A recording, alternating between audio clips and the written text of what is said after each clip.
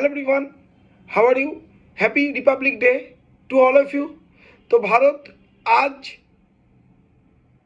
৭৭তম 77th Republic day প্রজাতন্ত্র দিবস আমরা সারা ভারত জুড়ে সেলিব্রেট করছি।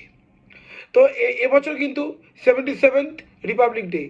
তো আজকের দিনে বিশেষত কী হয়েছিল আজকে বলতে পারো, আমরা বলতে মানে পলিটিক্যাল ফ্রিডম, রাজনৈতিক স্বাধীনতা পেয়েছিলাম। 15ই আগস্ট 1947 সালে ভারত স্বাধীনতা পেয়েছিল এবং আজকের দিনে সংবিধান ইন্ডিয়ান কনস্টিটিউশন বলবৎ হয়েছিল, কেম ইন্টু ফোর্স। সংবিধান কবে গৃহীত হয়েছিল? 26শে নভেম্বর 1949 এই দিন সংবিধান গৃহীত হয়েছিল এবং আজকের দিনে সংবিধান পূর্ণরূপে বলবৎ হয়। তো এবছরের থিম কি? 150 ইয়ার্স অফ বন্দে মাতরম এবছরের থিম। এবছরে 2026-এর আজকের প্রজাতন্ত্র দিবসের প্রধান অতিথি কে ছিলেন? ইউরোপীয় কাউন্সিলের সভাপতি মিস্টার অ্যান্টোনিও কস্তা এবং ইউরোপীয় কমিশনের সভাপতি উর্সুলা ভন ডের লেইন। এবছর কিন্তু খুব তাৎপর্যপূর্ণ, কারণ ইউরোপিয়ান ইউনিয়নের, তোমরা জানো, গ্রিনল্যান্ডকে কেন্দ্র করে যেভাবে ইউরোপিয়ান ইউনিয়নের সাথে বা ইউরোপের সাথে ইউএসএর একটা টাসেল ট্যারিফ চলছে, যে USA president Donald Trump tariff বসাবে।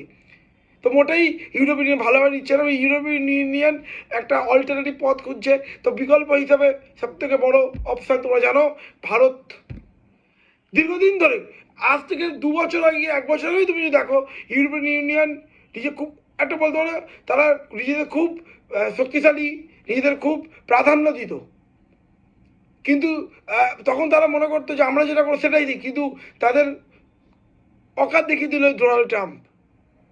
এখন দেখতেই পাচ্ছ ধীরে ধীরে ভারতের সঙ্গে গুড রিলেশন করছে, কারণ তোমরা জানো ভারতে ডেমোক্রেসি যদি বলো, গণতন্ত্র যদি বলো, আমরা যে বলি না sovereign, democracy, Republic, socially, secular, integrity, যদি সেই অর্থে যদি আমরা ভারত যদি বলো sovereign country, Democratic country, Republic, তো সেই অর্থে ইউরোপিয়ান ইউনিয়ন চাইছে ভারতের সঙ্গে একটা ট্রেড করতে।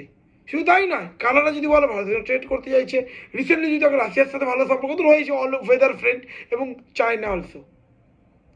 তো যাই হোক, একটা নতুন দিগন্ত খুলছে, ঠিক আছে, গ্লোবাল অর্ডারে। তো লেটস সি। তো জয় হিন্দ, জয় ভারত, ভারত মাতা কি জয়।